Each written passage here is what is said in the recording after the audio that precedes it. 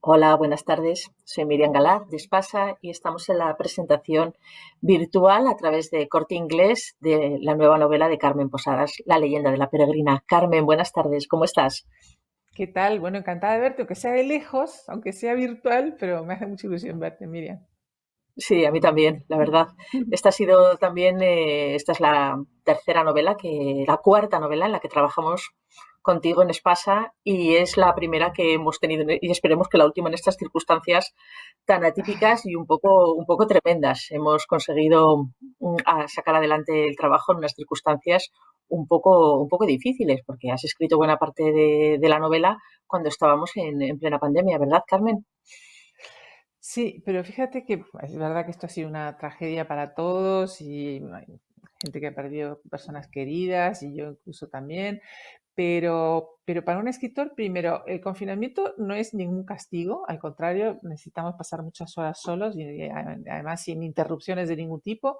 Y después que yo iba muy retrasada, Miriam, tú lo sabes, yo iba muy retrasada con esta novela, iba con la lengua afuera y de repente digo, bueno, pues por lo menos como no hay mal que por bien no venga, esto me va a ayudar a darle un empujón y así fue. Efectivamente, y le diste un empujonazo y hay que decir que antes del verano ya teníamos la novela prácticamente terminada. Aunque hay que decir, y el lector le gustará saber, que este es un proyecto en el que llevas tú ya pensando desde hace bastante tiempo. Y hay que decir que en este caso nos encandilaste con la historia de la peregrina hace ya bastantes meses cuando nos contaste que tu decisión para la siguiente novela iba a ser no una persona, como habíamos hecho con Cayetana o con Teresa Cabarrús, sino un objeto que estaba en el imaginario colectivo, pero del que no sabíamos nada y del que tú parecías saberlo todo. Bueno, yo tengo la sensación de que a mí la peregrina me llevaba guiñando el ojo durante muchos años, porque yo iba al Prado y veía un cuadro y ahí estaba la peregrina, y veía el cuadro de otra persona 100 años más tarde y ahí estaba la peregrina, y leía un libro de Dumas y ahí estaba la peregrina, y yo qué sé, las memorias de San Simón, o sea, que estaba por todos lados, ella estaba guiñando este ojo, yo no le hacía ni caso, hasta que pasaron dos cosas que bueno, han desembocado en la escritura. Por un lado, un anillo como de zafiros que tenía mi madre y que apareció cuando ella murió. Ella siempre contaba que ese anillo en la época de su abuela había sido un broche y en la época de su bisabuela había sido un colgante. Entonces, bueno, es como que los objetos tienen varias reencarnaciones y además ellos son siempre los mismos y maravillosos y nosotros envejecemos y morimos. Y al mismo tiempo cayó en mis manos una novela que yo había leído hace muchos años de Mujica Lainez que se llama El escarabajo, y en ella Mujica Lainez utiliza también un objeto, en este caso es un objeto inventado, un escarabajo de lapislázuli que le regalan supuestamente a Nefertiti. Entonces, al morir Nefertiti queda en la tumba, vienen unos ladrones de tumbas y lo roban, y va pasando por distintos dueños, y eso Mujica Lainez lo utiliza para hablar de hitos muy concretos de la historia, ¿no? De repente está en el dedo de un tribuno romano el día que matan a Julio César, y un poco más adelante está en el cuello de una señora ricachona de Galilea que oye hablar del sermón de la montaña y de un tal Jesús, y así sigue durante siglos hasta llegar al presente. Y entonces, al leer, al darse estas dos circunstancias, yo dije, ¿y esta peregrina que me lleva tanto tiempo mirando, por qué no le hago caso? ¿Por qué no la hago hablar? Porque si los objetos hablasen, seguramente contarían la historia de forma muy distinta. Sobre todo las joyas, que siempre están en contacto muy directo con las personas y seguro que ocultan unos secretos y unos misterios que vale la pena buscar y rebuscar. Desde luego, esta perla empezó su trayectoria, fue ya desde el primer momento absolutamente asombrosa. Desde que tú te imaginas cómo fue pescada, eso se sabe, en aguas del Mar Caribe a finales del siglo XVI y llega a la corte de Felipe II, el monarca más importante de su tiempo, donde es comprada por el monarca y él se la va regalando a las mujeres de su vida. Entonces, cuéntanos un poco estos primeros momentos de la peregrina cuando ya llega a la corte española, a ese Bueno, alcázar eh, magnífico que tú, vamos, sí. ese es un capítulo magistral de la novela en la que ves un Madrid que apasionante, un poquito delirante, donde está todo por construir y que es una mezcla, es como una especie de corte de los milagros, nunca mejor dicho, donde llega la perla casi de contrabando. Sí, antes de llegar a la corte de Felipe Mm. II, aparece en una pesquería de perlas en Panamá.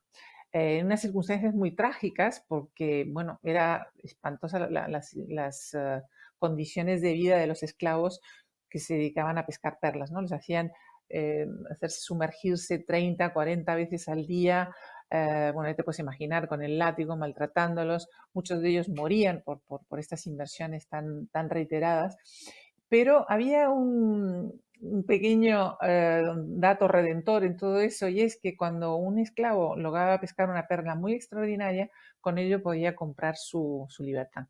Entonces un día este esclavo, que ahí se cuenta la historia, consigue extraer esta perla extraordinaria, él compra su libertad, lamentablemente muere enseguida, pero consigue que su mujer, a la que adoraba, pues se convierte en una mujer libre. Y como siempre ocurre con los objetos tan extraordinarios y codiciados, a los pocos años ya está en la corte de Felipe II. Entonces, como tú dices, ahí me divirtió muchísimo el recrear cómo era la vida en la Alcázar, porque más que un palacio, aquello era como una colmena y estaba llena de los personajes más increíbles. Vivía el rey y toda su corte, pero también había diversos ministerios, ¿no? Y entonces estaba lleno de chupatintas, de leguleyos, de coachuelistas. Luego, todos los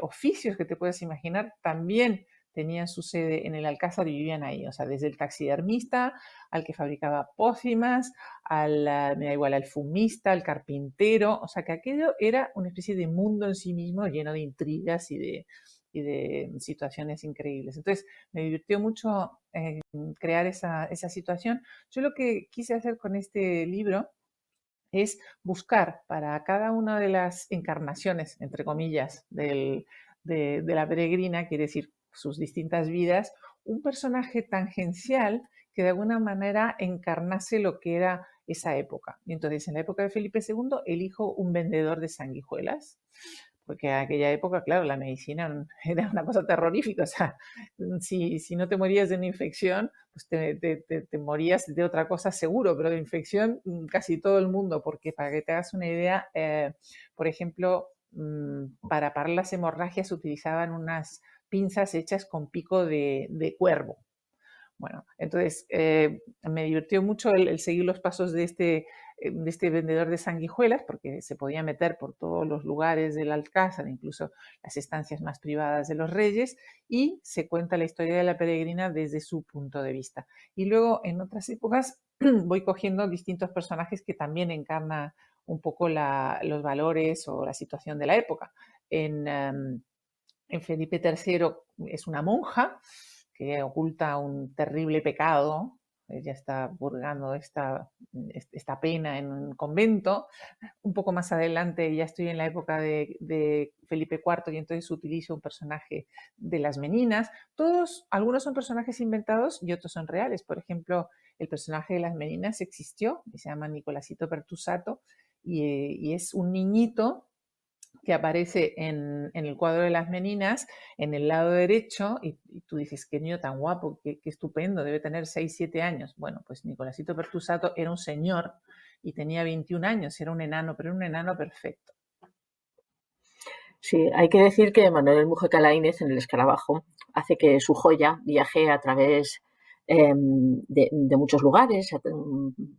Como tú dices, empieza en Egipto, pero luego recorre un montón de sitios. Con tu novela, realmente el que viaja en el tiempo es el lector.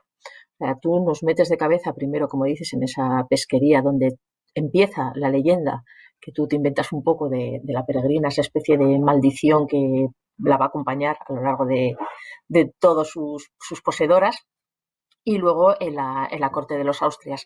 Ahí hay varios capítulos del principio que son todos absolutamente magistrales y en los que tiene muchísimo encanto ver cómo nos retratas la vida privada de los reyes a los que estamos acostumbrados a ver con toda la solemnidad del Museo del Prado, ese Felipe III, Felipe IV, y tú, en cambio, bueno, es como si descorrieras una cortina y nos presentaran en sus momentos más íntimos a ese Felipe IV muy pequeñito, el momento en el que se pintan las meninas, que es, también tiene muchísimo encanto, hasta llegar ya donde te metes en la intimidad ya, pero de cabo a rabo, que parece que estamos allí con un candil de la corte de Carlos II.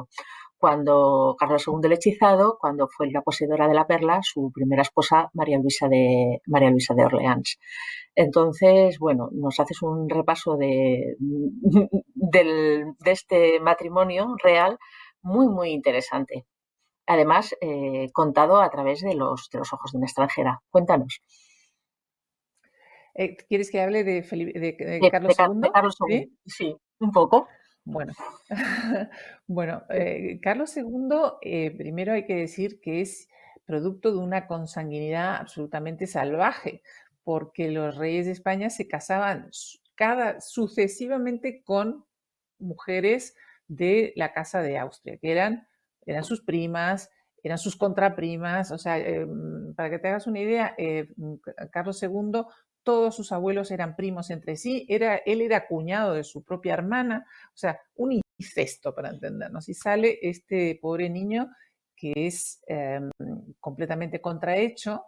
Felipe IV, que fue, no solamente tuvo muchos hijos, sino que también tuvo algo así como 40 hijos naturales. Justo el que va a heredar el trono es el más enclenque y el más débil de todos, ¿no? Bueno, hasta tal punto que cuando le toca ascender al trono, que él tiene 4 años, todavía no sabe caminar, lo sujetan con cuerdas como si fuera una marioneta y lo tuvieron que atar porque no sea que el rey se cayera en mitad de la ceremonia ampulosa y sensacional, se iba a caer el rey, iba a ser un espectáculo espantoso. Bueno, al cabo de los años, a pesar de todos sus achaques, a pesar de que con 12 años ya no tenía un solo pelo en la cabeza y que con 20 años era completamente, no tenía un solo diente, bueno, pues le casan con María Luisa de Orleans, como tú has dicho, que ella viene de una familia muy desestructurada. Su madre no se ocupó para nada de ella y su padre resulta que le gustaban los niñitos y no de una manera inocente precisamente.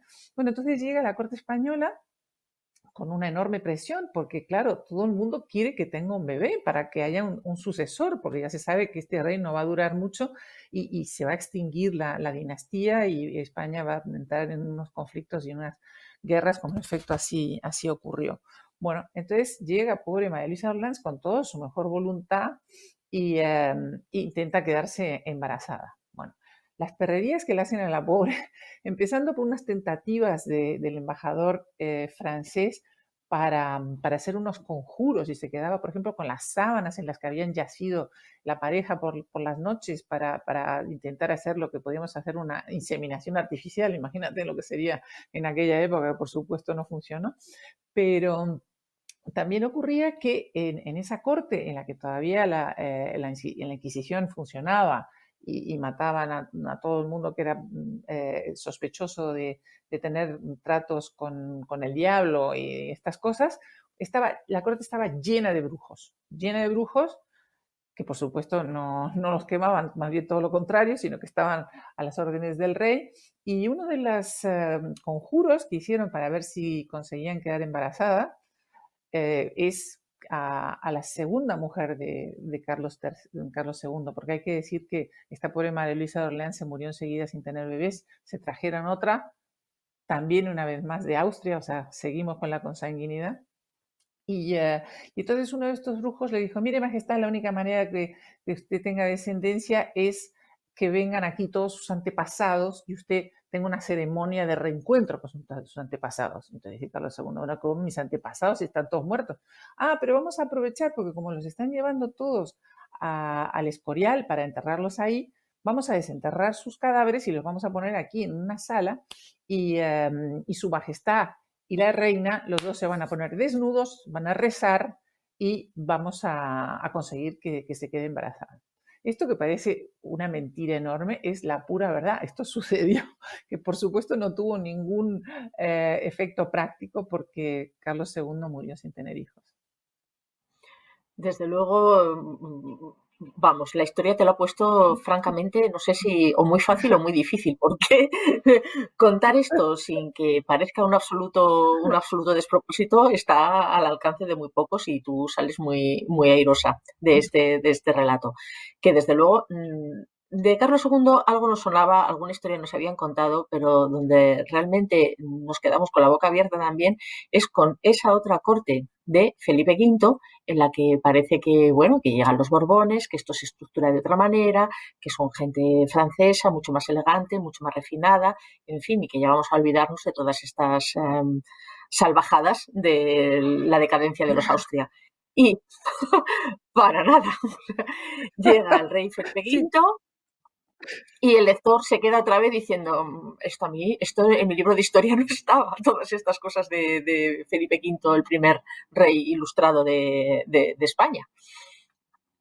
claro, pero un poco Cuéntanos, el ¿no? reto de esta novela es hablar de la intrahistoria, ¿no? O sea, todos hemos leído en los libros de texto, exacto, las batallas, las fechas, los hitos históricos, pero todo eso solamente se explica si nosotros conocemos la psicología y las miserias y los secretos de los personajes que han construido la historia. Y es un poco lo que yo quería contar, ¿no? O sea, es el lado B de la historia que explica el lado A.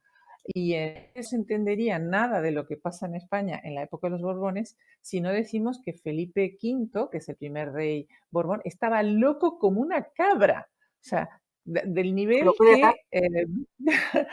que no se cambiaba nunca de ropa porque pensaban que iban a hacer un conjuro y lo iban a envenenar, entonces jamás se cambiaba de ropa, imagínate cómo sería aquella situación. Tampoco se cortaba el pelo ni tampoco las uñas. Entonces, la única manera de apaciguar a esta locura espantosa que tenía Felipe V, Isabel de Farnesio, que era su mujer, que era una mujer muy inteligente, todo se ha dicho, se da cuenta de que para amansar a su marido tiene que hacer algo muy especial y se trae a Farinelli. ¿Quién es Farinelli? Pues Farinelli es el castrato más famoso de la historia. Era un niñito que a una edad como los 12 años, una cosa así, le sometieron a una horrible operación para que conservara esa voz extraordinaria que tenía. Entonces llega Farinelli y resulta que descubrimos que Farinelli era un grandísimo conquistador. Uno piensa que los castrados, pues más bien como que a aquello no les interesa el asunto, pero de aquí que Farinelli era todo lo contrario y me ha gustado mucho contar la corte de Felipe V a través de este personaje, por supuesto real, y que todo lo que se cuenta ahí es cierto. A todo esto no podemos olvidar que en todo este paseo la perla va jugando su papel, va entretejiéndose un poco en todas estas historias y es, digamos, siempre en todos los capítulos la protagonista en la sombra o no tan en la sombra como cuando llegamos al capítulo del infante Don Luis, donde creo que ahí tiene un papel mucho más importante y que tiene mucho que ver con las supersticiones de la época relativas también a estas joyas tan especiales. Y esto ya estamos ya llegando a la época, era en el capítulo de entre Carlos III y Carlos IV, ¿no, Carmen? Luis I dices, no, eso habló No, en me el capítulo refería de Farinelli. al infante Gabriel, perdona. Es que, Ah, bueno, realmente el repaso que damos en la historia de España es absolutamente por arriba y por abajo. Y hay un momento en que este infante se pone enfermo y su mujer se pone enferma primero. ¿Y qué ocurre ahí? bueno, siempre se le han atribuido a las perlas distintas propiedades. En la época, por ejemplo, de María Tudor se casa con Felipe II, que es su sobrino y es mucho mayor que él, ¿no? Y además era una mujer que había tenido una vida tristísima, había estado prisionera, su padre, Enrique VIII de Inglaterra, la maltrataba, en fin, una cosa tremenda. Y por fin la casan con Felipe II y ella está deslumbrada porque era guapísimo y llega ese joven rubio, todo vestido de negro. Otra cosa que me ha interesado mucho es, nosotros siempre pensamos que Felipe II era un tipo muy triste porque parecía que iba siempre de luto, ¿verdad? Bueno, esto es una apreciación a posteriori de lo que era una situación completamente distinta. Felipe II no iba todo de negro porque estaba de luto, sino porque el negro era el color más elegante de aquella época. Am, con la anterioridad al descubrimiento de América, la gente que iba vestida de negro no iba propiamente de negro, sino un color como pardo, ¿no? No se conseguía un negro bonito, profundo, oscuro. Cuando llegó el descubrimiento de América, aparece al poco tiempo una sustancia que se llama el palo de Campeche en México, y con eso se puede producir un negro profundo, ¿no? Entonces, solo los españoles en el mundo tenían estos trajes teñidos de este color extraordinario. Entonces ahí llega Felipe II todo vestido de negro, que era el colmo de la elegancia, a casarse con María Tudor. Y, eh, y en aquella época se pensaba que las perlas daban fertilidad. Y entonces María Tudor, su marido le había regalado una perla, que es otra perla muy importante que se llama la Pelegrina, que también hablo en la novela de ella, porque es un poco confuso. Hay una perla que se llama la Peregrina y otra que se llama la Pelegrina. Bueno, la Pelegrina era un poquito más pequeña y menos importante que la Peregrina, y aparece antes en la misma pesquería de Panamá. Y Felipe II se la regala a María Tudor y ella lo usa hasta el día de su muerte pensando que la va a ayudar a quedarse embarazada. Bueno, eso es una de las atribuciones que se supone tienen las perlas, pero en la época que tú estás mencionando ahora, que es en el siglo XVIII, se produjo una situación muy parecida a la que estamos viviendo ahora, que estamos en pandemia. En aquella época hubo una grandísima epidemia de viruela en toda Europa. Y entonces no se había descubierto la vacuna. La vacuna se descubre muy poquito después, pero anteriormente había una cosa que se llama la variolización. ¿Qué es la variolización? Bueno, que te cortaban, imagina que te hacen un corte así en un sitio donde puedas sangrar y te ponen pústulas o costras de alguien que ha tenido la viruela. Y con eso se producía una cierta de impunidad, mejor dicho, inmunidad. Bueno, eso lo hizo, por ejemplo, María Antonieta y se libró de la viruela. Pero aquí en España a todo el mundo le daba mucho asco este asunto de ponerte una costra de un tipo que había tenido la viruela. Y entonces, bueno, pues decidieron recurrir a las perlas. Las perlas se suponía que evitaban el contagio.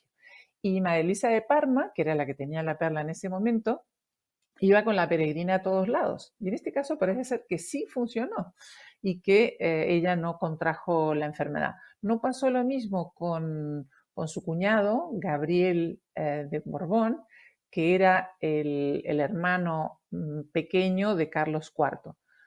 Carlos III, su padre, siempre hubiera deseado que heredara el trono Gabriel, que era un ilustrado, una persona cultísima, traductor de Cicerón, bueno, tocaba todos los instrumentos del mundo, sabía filosofía, etcétera. Pero bueno, como la naturaleza es así, le tocó a Carlos IV y no a Gabriel, que a pesar de ser un ilustrado, no quiso vacunarse y murió víctima de la viruela.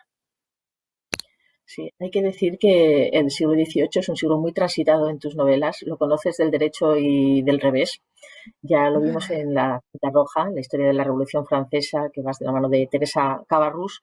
Luego en La hija de Cayetana. Y ahora aquí hay que decir que los capítulos del siglo XVIII están contados en primera persona, pues por personalidades extraordinarias. Dejas un poco a los personajes más secundarios o los personajes novelescos para que cuenten la historia y escoges a personajes de primera línea. De hecho, los avatares de la perla en la corte de Carlos IV los cuenta nada más y nada menos que uno de tus favoritos, Francisco de Goya, que ahí en sus duermevelas, en sus insomnios, hace un repaso de esa desdichada corte de Carlos IV absolutamente maravilloso. Digamos que es uno de los capítulos con más fuerza en un libro vamos, que reposa la fuerza por todas partes. Le tienes tú una Sí, especial simpatía a Goya. claro, yo le tengo mucho cariño a Goya porque también tuve que estudiar y aprender mucho sobre él, para escribir La hija de Cayetana, que es otro libro que hemos hecho Miriam y yo a medias, todo se ha dicho. Y entonces, bueno, como ya lo tenía muy bien interiorizado cómo era su personalidad, pues me gustó el volverlo a poner en este libro en la noche después de los fusilamientos del 3 de mayo, ¿no? Se produce el alzamiento del 2 de mayo y al día siguiente los franceses pasan por las armas a cantidad de ciudadanos de Madrid que se habían sublevado contra ellos. Y ahí está Goya con su sirviente tomando notas, o sea, al pie del Príncipe Pío, que es donde se produjo este horrible fusilamiento que él más tarde va a recrear en el famoso cuadro, ¿no? Él le encantaba tomar apuntes en vivo y entonces está escondido tomando notas de lo que pasó esa noche y de cadáveres bueno, de mutilados, etcétera, ¿no? Entonces yo me lo imagino esa noche él hablando y por un lado hablando de en qué se ha convertido España. Date cuenta que España en un momento dado se queda sin reyes y sin herederos, porque Napoleón consigue la cosa, bueno, una situación increíble que tanto el rey Carlos IV como el próximo Fernando VII, que todavía es el príncipe heredero, se vayan a rendirle pleitesía a Bayona y abandonen el país, ¿no? Entonces, para un afrancesado, para un hombre como Goya, aquello era una situación primero rocambolesca y terrible, y al mismo tiempo una traición, ¿no? Y entonces él va, por un lado, me sirve para contar cómo era la corte de Carlos IV antes de que se produjeran estos acontecimientos y también hablar del 2 de mayo y de la llegada de los franceses. Sí, la llegada de los franceses, que son los culpables, no entre comillas, sino con todas las de la ley, de que la perla desapareciera del joyero de la familia real española y empezara un peregrinaje interesantísimo, lleno de avatares, que nos adentra ya en el siglo XIX, que digamos también otro siglo en el que aquí la cuentista Carmen Posadas realmente encuentras un campo maravilloso y los episodios que transcurren aquí son una mezcla de novela de aventuras, romanticismo en estado puro y los grandes acontecimientos históricos del XIX apasionante e impresionante, empezando por esa salida tan descabellada de la perla de España, que vamos, parece una novela, no lo parece, lo es una novela de bandoleros. Sí, y de hecho salen unos cuantos bandoleros y unos cuantos guerrilleros, ¿no? Que ahí es cuando se Ujú. inventa la palabra guerra de guerrillas, es precisamente aquí en España en ese momento. Bueno, hay que decir que cuando se va José Bonaparte de España, se lleva media España, medio tesoro español. Cuenta, por ejemplo, Pérez Galdós en una novela que él tiene que recrea precisamente este momento, que se llama El equipaje del rey José, dice que cuando se fue de Madrid iba seguido de una serie un convoy de carretas que una al lado de otra eran 20 kilómetros de carretas. Imagínate lo que es una Sí. carreta al lado de otra, 20 kilómetros llenas de todos los tesoros que te puedes imaginar. Cuadros de Velázquez, de Murillo, de lo que te dé la gana, expolios de iglesias, de obras de arte, de todo lo que sea, joyas, y entre ellas la peregrina. Entonces, bueno, como la peregrina es parte de este expolio, pues me divirtió mucho seguir sus avatares por tierra de bandoleros y por tierra de guerrilleros. Sí, y pasamos así al siguiente episodio de esta subida peregrina en todos los sentidos, en el que de ser una joya, digamos, icónica del joyero de las reinas, se convierte en un tesoro para hacer no a un rey, sino a un emperador. Gracias a la peregrina,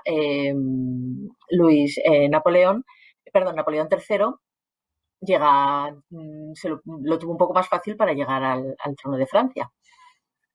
Sí, ahora tenemos a la peregrina en manos de de los Bonaparte. O sea, la peregrina siempre está en manos de alguien muy En muy buenas poderoso, porque manos.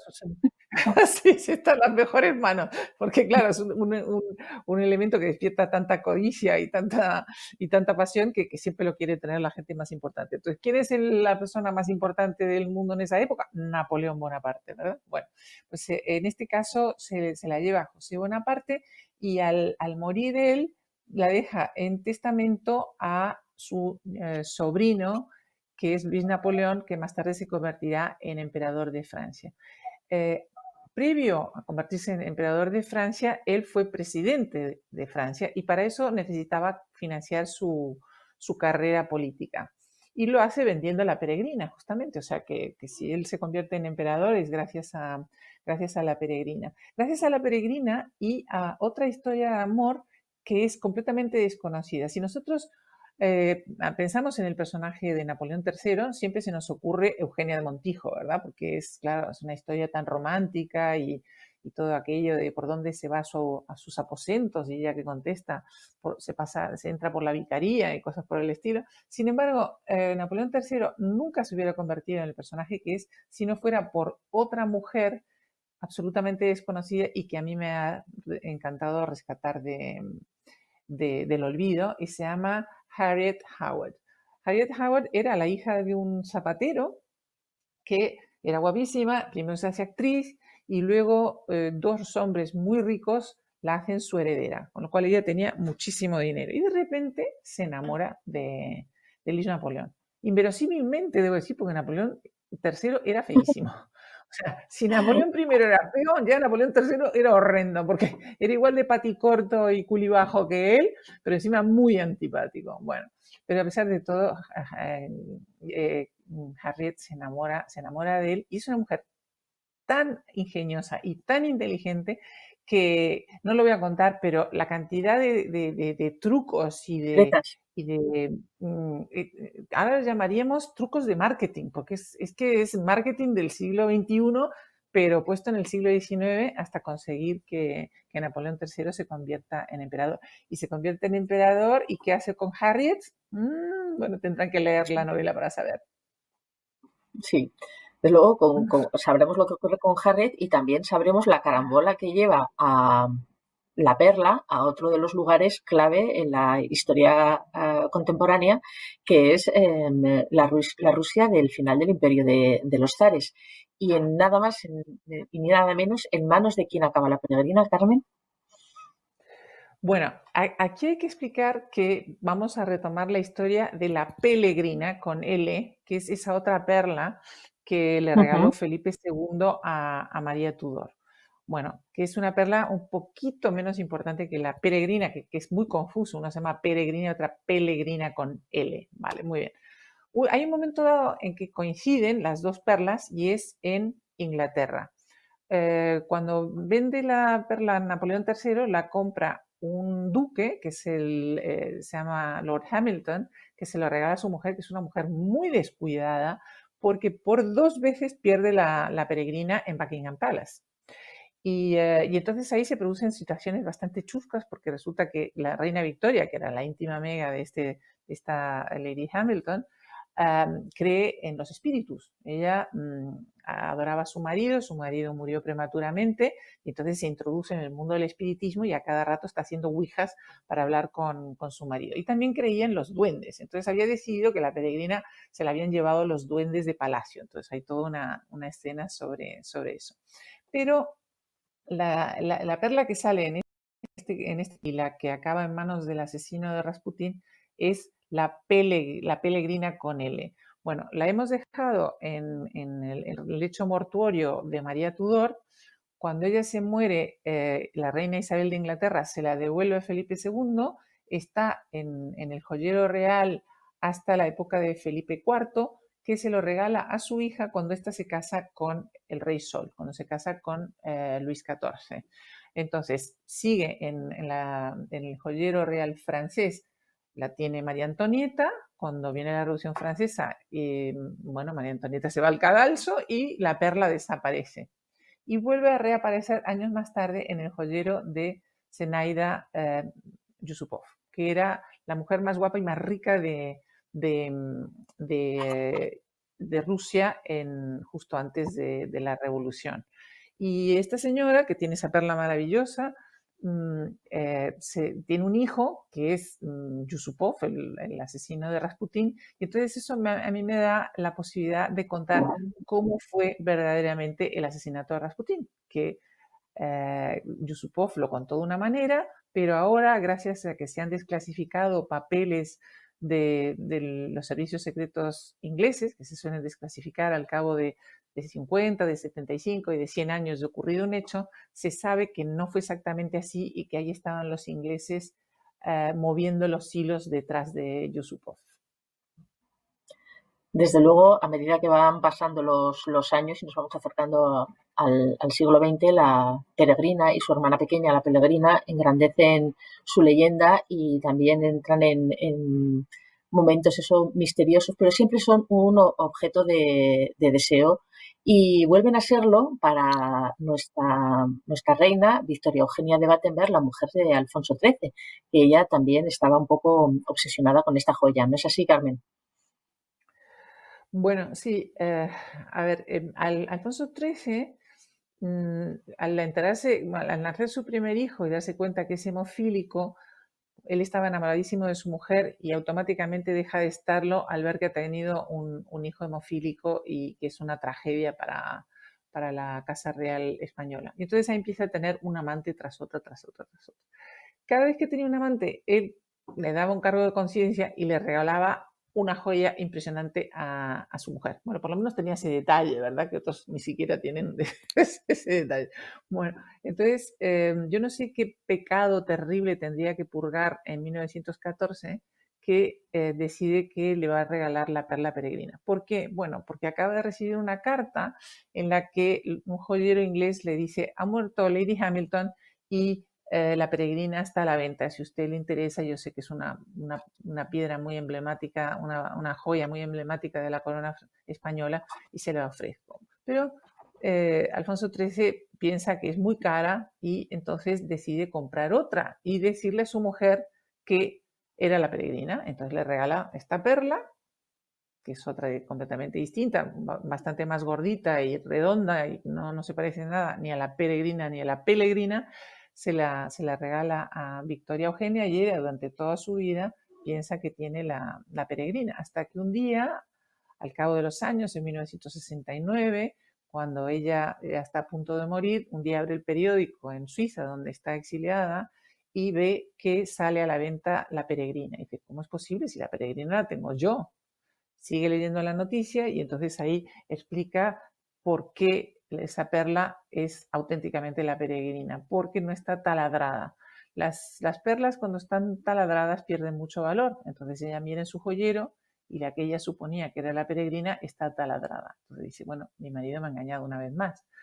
Decide que va a intentar recuperar esa piedra de modo discreto para que la gente no sepa que una vez más su marido le ha engañado y mentido. Y entonces manda a su nieto favorito, que es Alfonso XIII, a que puje por la perla en Nueva York. Y entonces ahí va Alfonso de Borbón. ¿Qué he dicho? He dicho que es Alfonso su nieto XIII. favorito. Sí. No, pero, sí, ¡Qué horror! ¿Qué estoy pero diciendo? es Alfonso de Bueno, que Borbón, no manda pasa nada. a su nieto favorito, que es Alfonso de Borbón Dampierre, que se llama igual que su abuelo, mejor dicho, sí que su abuelo, pero que no es él, manda a Alfonso de Borbón Dampierre para que puje por la peregrina. Y con tan mala suerte de que se la lleva Richard Burton. Así que Se la lleva no Richard consiguió Barton recuperar. Sí. Por y eso entonces ella ya, siempre, y entonces Victoria Eugenia sigue porfiando que ella tiene la peregrina, por eso hay mucha gente que piensa que la reina actual tiene esa perla y no es así, es otra que no tiene nada que ver. se la birló Richard Barton para deleite de todas las revistas de cine y del corazón de la época que se hicieron lenguas de ese fastuoso regalo que le hizo a su mujer, a Elizabeth Taylor, y que ahí sí que ya, bueno, la leyenda de la peregrina choca con Hollywood y entonces ya aquello son fuegos artificiales de todo tipo, porque quién no recuerda que tenga una edad todas esas fotos maravillosas de Elizabeth Taylor luciendo la peregrina, tanto en actos como en rodajes. Tuvo un cameo precioso, cuéntalo, Carmen, en la película Ana de los Mil Días. Sí.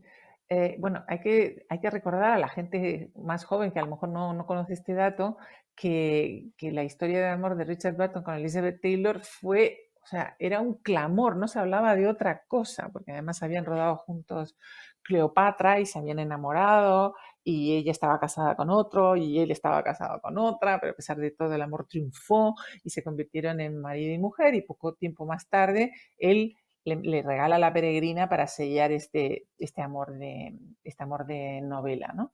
Y entonces, bueno, pues ella más adelante lo quiere lucir y sale en dos películas. En concreto, donde más se ve es en Ana de los Mil Días, que es la historia de Enrique VIII y Ana Bolena. Ella no podía ser de Ana Bolena porque ya tenía una edad, tenía 40 y tantos años, y el que hacía de Enrique VIII era Richard Burton y con otra actriz que ahora no me acuerdo quién hace de Ana Bolena. Bueno, la cuestión es Geneviève que como ella no... Bujold. ¿Quién era? ¿Te acuerdas o no? Geneviève Bujold. Ah, exacto, exacto, eso es.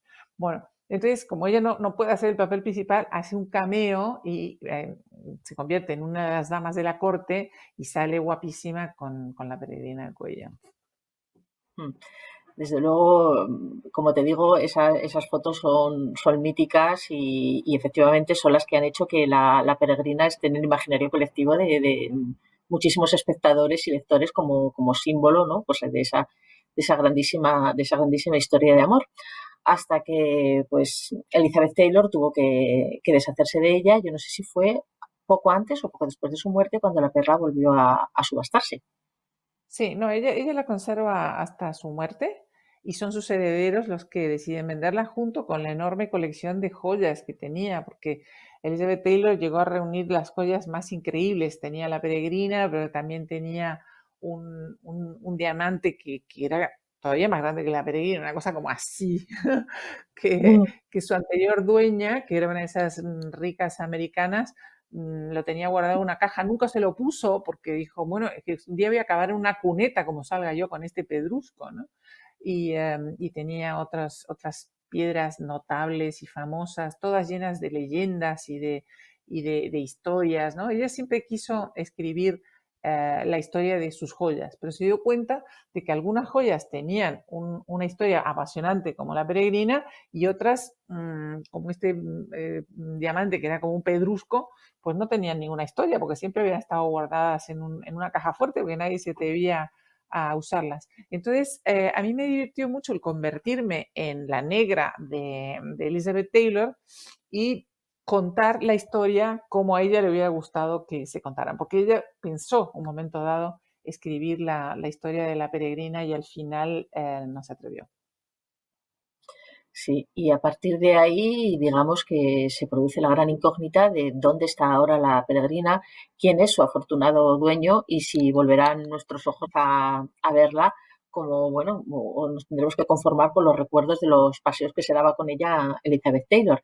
¿Tú tienes alguna sospecha al respecto? Sí, sí, yo tengo una sospecha porque además desde que he salido publicado el libro me han dado una pista que estoy aquí siguiendo que si se confirma será absolutamente tronchante, pero bueno, no lo puedo contar porque de momento no tengo la certeza. Lo que sí estoy segura es que la peregrina volverá a reaparecer. Hay que decir que la última vez que se vendió, hace de estos 10 años, se pagó por ella casi 12 millones de dólares. Imagínate, por una perla 12 millones de dólares. Entonces lo tiene alguien muy, muy poderoso y un día volverá a reaparecer, ya digo, porque la perla ha pasado por todo, ha pasado por robos, ha pasado por incendios, casi se lo come una vez un perrito de Elizabeth Taylor, es otra de las escenas que se cuenta ahí en el libro, ¿no? Como estuvo a punto de fenecer en las fauces de un caniche de Elizabeth Taylor, ha pasado por todas, que es lo que yo he querido retratar en este libro.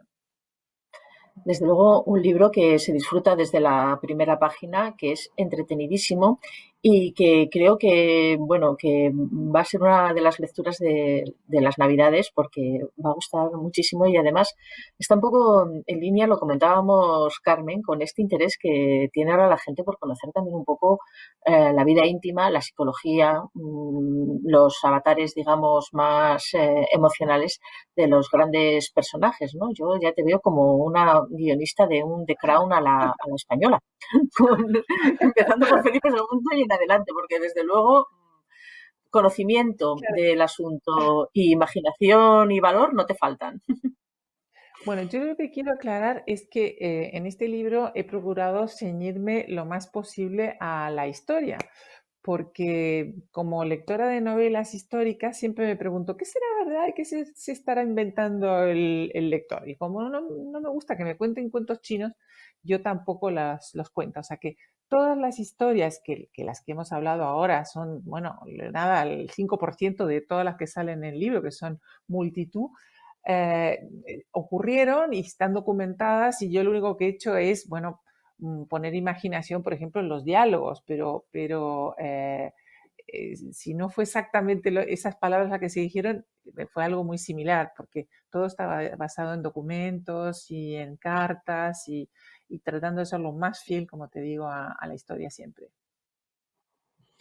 Mira, ahora cuando estábamos hablando iba repasando también porque el libro tiene un pequeño cuadernillo de fotos en el que están retratadas por las principales dueñas, siempre que ha sido posible, luciendo la perla. Y la verdad es que cuando veo los retratos, pues desde eso, desde Ana de Austria, María Luisa de Orleans, que está aquí, que son de los retratos más bonitos del cuadernillo, etcétera, el detalle también de las meninas, bueno, todo esto. Digo, si es que has conseguido realmente convertir a estos personajes, a estos retratos, en, en auténticos personajes. Quedan con el lector mucho tiempo después de haber acabado la novela. Te has reído con ellos, has sufrido con ellos, has aprendido una barbaridad y les has cogido muchísimo cariño, como tú dices, desde el respeto absoluto a la documentación y a los acontecimientos históricos, que en eso tú eres, los que trabajamos contigo lo sabemos, puntillosa al extremo, cuidadosa y respetuosa. Pero bueno, una vez pasado todo eso, lo que tienes es eso, una habilidad para hacerles hablar. Veo aquí al pobre niño Carlos II, en fin. Un libro, como les digo, absolutamente recomendable y que les va a dejar con ganas de saber mucho más acerca de todos ellos. Bueno, pues muchísimas gracias. Decir que ya lo que hemos contado aquí es muy poquito de lo que se cuenta en el libro, que yo he querido que la gente aprenda historia, pero de la manera más entretenida y más, pues eso, que a través de la parte humana se pueda comprender los grandes hitos de la historia, porque al fin y al cabo la historia está hecha por pasiones y es lo que yo he querido contar en este libro. Pasiones buenas y otras no tan buenas. Ha salido muy airosa y solo me queda agradecértelo y dar la enhorabuena a los lectores que tienen por delante unas cuantas páginas de entretenimiento y conocimiento perfectamente aseguradas. Muchísimas gracias, Carmen, y hasta la próxima. Bueno, y yo aprovecho para darte las gracias a ti también, Miriam, porque me has ayudado muchísimo tú y todo el equipo para que este libro salga lo mejor posible. También me habéis ayudado mucho a asegurarme que no metía ninguna pata histórica, porque claro, estoy hablando de 500 años de historia. No es lo mismo documentarse para un libro que abarca un periodo de 100 años que uno de 500, nada menos, ¿no? Así que muchísimas gracias porque esto ha sido un trabajo en equipo. A eso me refería con lo de puntillosa, porque realmente ha sido un placer. La revisión ha sido francamente bueno, pues para que tú te quedaras tranquila y todo esto, porque no tu trabajo previo es, en fin, ejemplar, como siempre. Así que esperando con muchísimo interés volver a ponernos con la siguiente, porque ya Así te se digo, me ocurre trabajar alguna contigo idea. siempre es Socorro. un placer, sin agobios. Sí, sí, sí. Muchas gracias y un beso muy grande. Un Besos beso. y gracias a todos. Gracias, gracias. Hasta luego.